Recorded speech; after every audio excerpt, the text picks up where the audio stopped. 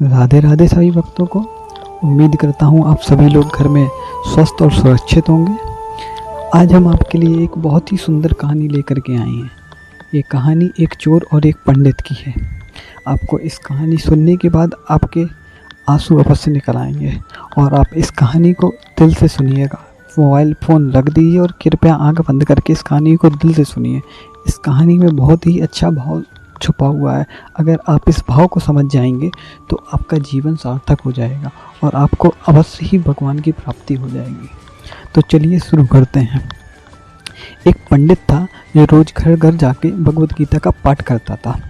एक दिन उसे एक चोर ने पकड़ लिया और उसे कहा, तेरे पास जो कुछ भी है मुझे दे दो।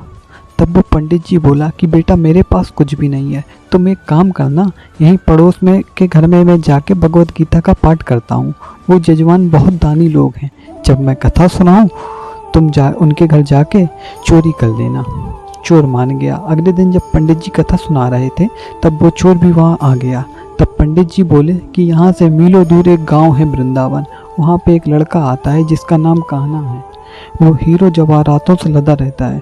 अगर कोई लूटना चाहता है तो उसको लूटो। वो रोज रात को इस पीपल के पेड़ के नीचे आता है जिसके आसपास बहुत ही झाड़ियाँ हैं। चोर ने यह सुना और खुशी खुशी वहाँ से चला गया। मीन्स चोर ने, पंडित जी ने जानबूझकर बोला कि ताकि वो चोर उसके घर, जजमान के घर में चोरी ना करे और चला जाए। ये सुनकर तो चोर ने भी सुन के वो चला गया। तो अब आगे बढ़ते हैं। वो चोर अपने घर गया और अपनी बीवी से बोला, आज मैं एक कान्हा नाम के बच्चे को लूटने जा रहा हूँ, मुझे रास्ते के लिए कुछ बांध दो। पत्नी ने कुछ सत्तू उसे को दे दी और कहा कि बस यही है जो कुछ भी है। चोर वहाँ से ये संकल्प लेके चला कि अब तो मैं उस कान्हा को लूट के ही आऊँगा।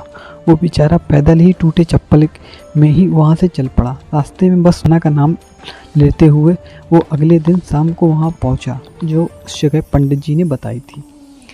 अब वहाँ पहुँच के उसने सोचा कि अगर मैं यहाँ सामने खड़ा हो गया तो बच्चा मुझे देखकर भाग जाएगा, तो मेरा यहाँ आना बेकार हो जाएगा। इसलिए उसने सोचा क्यों ना पास वाली झाड़ियों में ही छुप जाऊँ।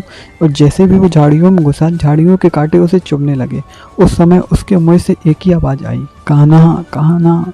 उसका शरीर लहूलुहान हो गया, पर मुँह से सिर्फ यही नाम निकला, कान्हा आ जाओ, कान्हा आ जाओ।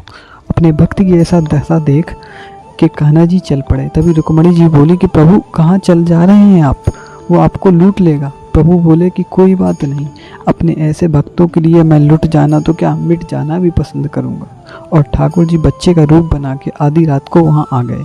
वो जैसे ही पेड़ के पास पहुँचे, चोर एकदम से बाहर आ गया और उन्हें पकड़ लिया और बोला कि ओ कान्हा, तूने मुझे बहुत दुखी किया है, अब ये चाकू देख रहा है ना, अब चुपचाप अपने सारे गहने मुझे दे दे।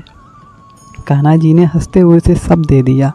वो चोर हंसी खुशी अगले दिन अपने गांव में वापस पहुंचा और सबसे पहले उसी जगह गया जहां पे पंडित जी कथा सुना रहे थे।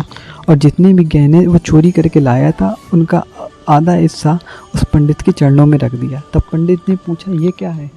तब उसने कहा, आपने ही जो कान्हा जी का पता दिया था, मैं उसे लूट के आया हूँ और ये आपका हिस्सा है। पंडित ने सुना और उसे यकीन ही नहीं हुआ। वो बोला, मैं इतने सालों से पंडिताई कर रहा हूँ, वो मुझे आज तक नहीं मिला, तो जैसे पापी को कान्हा कहाँ से मिल सकता है? चोर के बार बार कहने पर पंडित बोला कि चल मैं भी चलता हूँ तेरे साथ वहाँ पर, मुझे भी दिखा कि कान्हा कैसा दिखता है। और वो दोनों चल दिए। चोर ने पंडित जी को कहा कि आओ मेरे साथ यहाँ पे छुप जाओ। और दोनों का शरीर लहूलुहान हो गया और मुँह से बस एक ही आवाज़ निकली, कान्हा कान्हा आ जाओ। ठीक मध्य रात्रि कान्हा जी बच्चे के रूप में फिर वहाँ आ गए और दोनों झाड़ियों से बाहर निकल आए। पंडित जी की आंखों में आंसू थे, वो फूट फूट कर रोने लग गया और जाके चोर के चरणों में गिर गया और बोला कि हम जिसे आज तक देखने के लिए तरसते रहे, जो आज तक लोगों के दिलों को लूटता आया है, तुमने उसे ही लूट लिया। तुम धन्य हो, आज तुम्हारी वजह से मुझे कान्हा के दर्शन हुए, तुम धन्य हो। बताइए कि कान्हा जी ने उस पंडित को दर्शन नहीं दिए जो इतने वर्षों से पूजा कर रहे हैं, इतने वर्षों से नाम जप रहा है, जबकि उन्होंने चोर को दर्शन दे दिए जो इतना पापी है, जिसको इतने पाप हैं। तो भगवान के दर्शन करने के लिए आपका हृदय सरल हृदय चाहिए। भगवान देखते हैं कि आपके हृदय सरल है या नहीं। अगर आप उन्हें दिल से मानने लगें कि हाँ भगवान है, हम समझते हैं कि भगवान है पर हम भरोसा नहीं करते हैं। हमें पता है कि भगवान है लेकिन हम उन पर भरोसा नहीं करते कि हम सब कुछ इन पर छोड़ दें। यही बात यहाँ है कि अगर आपका हृदय सरल है और आप भगवान को मानते कि हाँ भगवान है, तो आपको भगवान के दर्शन अवश्य होंगे और बहुत ही जल्द होंगे। यही यहाँ पे है। चोर ने मान लिया कि भगवान है, जबकि पंडित जी कहते हैं हाँ भगवान है, लेकिन उन्होंने कभी स्वीकार नहीं किया कि भगवान है। बस कहते हैं कि भगवान है, लेकिन उन्हें कभी एहसास नहीं हुआ कि भगवान यहाँ है या हम यहाँ हैं। बस हाँ भगवान है इतना पता है। ऐसा ही हमारी दशा है। हम क्या मानते हैं? भगवान हैं। हम कहते हैं भगवान है, भगवान हर जगह है, भगवान मंदिर में है, लेकिन जब भी कोई बात आती है तो हम भगवान पे छोड़ भगवान पे छोड़ के आगे नहीं बढ़ते।